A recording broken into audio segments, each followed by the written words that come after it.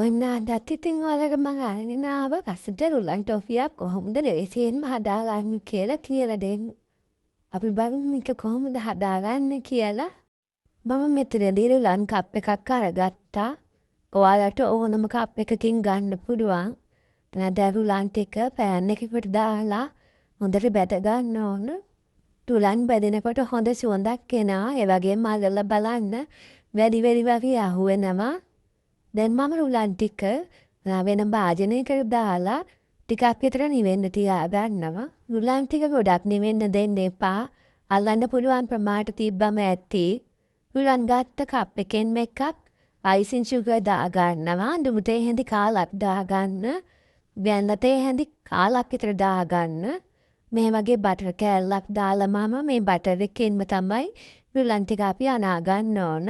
Butter රසට අකමැති කෙනෙක් ඉන්නවා නම් බටර් පොඩි කෑල්ලක් දාලා මද රස්නේ උණු ටිකක් දාලා මේ විදියට ගුඩි කරන්න පුළුවන් ප්‍රමාණයකම් අනා ගන්න.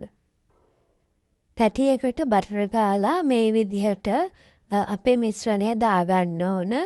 දාලා හොඳට තුනී කරගන්න.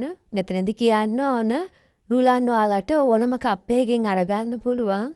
ඒ කප් එකෙන්ම icing sugar දාගන්න. icing sugar නැත්නම් සීනි කුඩු කරලා අරගන්න. ඒ වගේම බටර් දාගනින්ටිත් ප්‍රමාණයක් අවශ්‍ය වෙන්නේ නැහැ. බටර් ටික දාලා අනලා බලන්න ගුලියක් වගේ වෙනවද කියලා.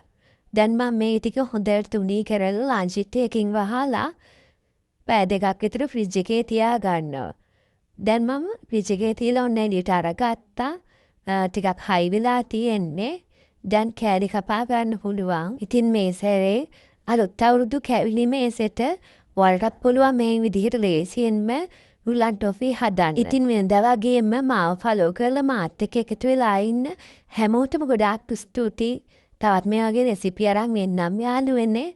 ඉතින් ඔයාලට සුබ දවසක්.